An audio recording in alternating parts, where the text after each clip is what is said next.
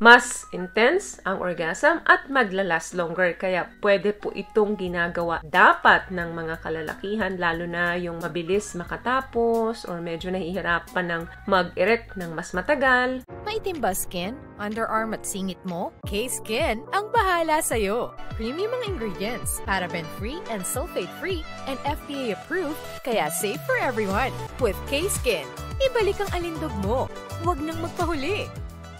Hi guys! Welcome back to our channel. Kamusta po kayong lahat? Sana ay nasa mabuti po kayo. At sa mga hindi po nakakakilala sa akin, my name is Cheryl Ting. At kung bago lang po kayo sa channel na to, pwede po bang makahingi ng isang favor to please consider to subscribe dito po sa ating channel. And also, wag niyo na rin po sanang kalimutan i-like and follow ang ating Facebook page official. Maraming salamat po. And for today's video, another concerned video po, ang sabi niya is, Miss Che, totoo ba na effective ang Kegel exercise to enhance sexual experience ng lalaki and babae? Very, very good question po ito. Maganda po talaga ang Kegel exercise, mapababae man or mapalalaki. Hindi lang po ito para sa mga sexual activity, kaya dapat gawin natin to, kundi overall health and wellness din po. However, marami pong mga kababaihan na hindi sila aware or hindi sila sigurado kung ano ba talaga ang Kegel exercise. Ang Kegels po ay isang simpleng contraction of the pelvic floor muscle. Sayang, wala akong pwedeng i-demo dito para mas ma-elaborate ko sa inyo ng gusto. Ganito na lang. Alam niyo po ba yung pakiramdam na pag pinipigilan ninyo yung ihi ninyo? Pero dapat kapag ginawa niyo ito, hindi talaga kayo naiihi. Empty na yung inyong bladder. Yan po yung muscles na nakasupport sa ating bladder, sa ating vagina, sa ating uterus, and sa ating rectum. So, kapag napapalakas natin itong ating pelvic floor muscles, of course, nakakatulong ito na matrain yung muscle natin na mas maging strong. And of course, mas mai-improve yung sex performance ninyo. Mga lalaki naman, kung medyo may problema ka, yung mabilis kang makatapos o medyo nagde-develop ka ng erectile dysfunction, maganda po itong exercise. Kasi nga, mas nagiging strong yung muscle natin dito kapag train ito. Mararamdaman nyo po yan doon sa ilalim ng singit ninyo. Halimbawa, pipigilan mo yung ihi ninyo, i-contract ninyo. So, mararamdaman mo yan doon sa ilalim ng inyong singit, yung mga muscles dyan. Yaan yung unang tinatarget niya. Gawin nyo yan ng mga 8 to 10 seconds. Siguro pwede na. 1, 2, 3, 4, 5, 6, 7, 8, 9, 10. Then relax. Then ulitin nyo po uli.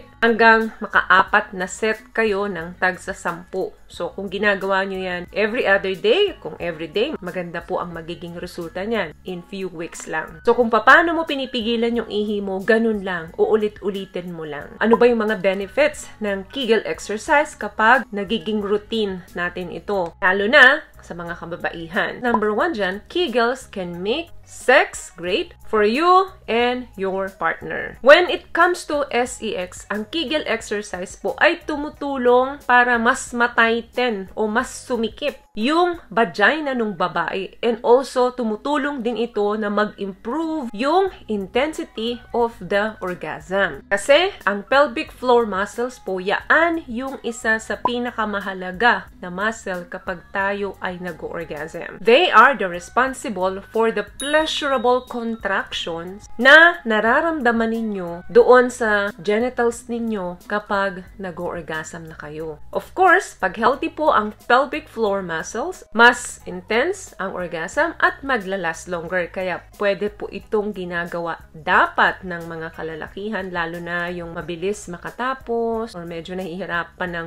mag-erect ng mas matagal. Maganda po ito sa blood circulation. Number 2, Kegels can help overall fitness. Yes, hindi lang po ito para ma-improve yung inyong sex performance, but of course, yung habit na matagal kang nakaupo, tapos may mga repetitive movements ka, lalo na kapag nag-exercise ka ng mga binubuhat ka or mga split-split kang ginagawa, injury, or kaya naman kakatapos mo lang manganak, makakatulong po ang Kegels sa'yo. Kasi diba, kapag nabubuntis po ang babae, na-stretch po yung abdominal muscle natin. natin during pregnancy, ano? So, kaya humihina po yung core natin. Kasi nga, mabigat yung dinadala natin. Kaya yung gravity nun is puro nasa harap. Kaya, di ba, sumasakit yung likuran ng mga kababaihan kapag lumalaki na yung tiyan nila. Parang lumuluwang yung mga ligaments doon. So, ang Kegels po ay malaking tulong para ma-recover ninyo yung mga pagbabago sa katawan natin during pregnancy. Another thing, Kegels can reduce POP. Ano po iyon? Yun po yung nabanggit ko kanina, yung pelvic organ prolapse. Madalas, nangyayari po ito after pregnancy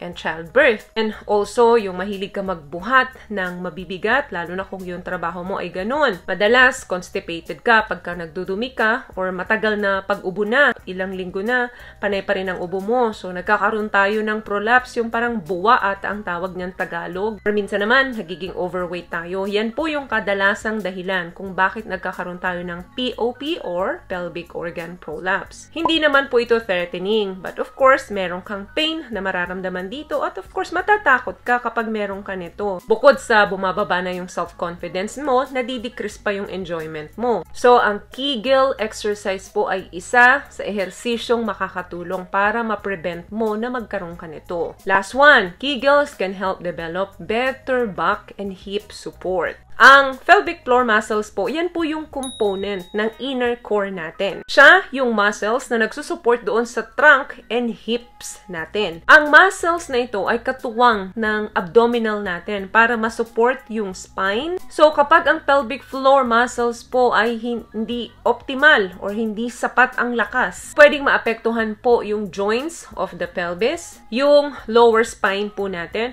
at sa mga kababaihan naman, 38% possible na magkaroon ng urinary leakage. Pwede ka rin maka-experience ng mga lower back pain. So, para maiwasan po ang mga na-mention ko dito, Kegel exercise ay isa sa magandang habit na kaugalian natin para laging kondisyon yung katawan natin. So, yun lamang po ang video natin for today. I hope nakatulong po ang mga pinag-usapan natin dito ngayon. At kung nagustuhan niyo po ang ating video, please give it a thumbs up, comment down below, and also share this video na rin po sa mga kaibigan na sa tingin niyong matutulungan ng video natin. Once again, palagi po kayong mag-ingat at palagi po kayong manalangin. Thank you guys for watching and see you in our next one. Always love yourself and be a blessing. Bye!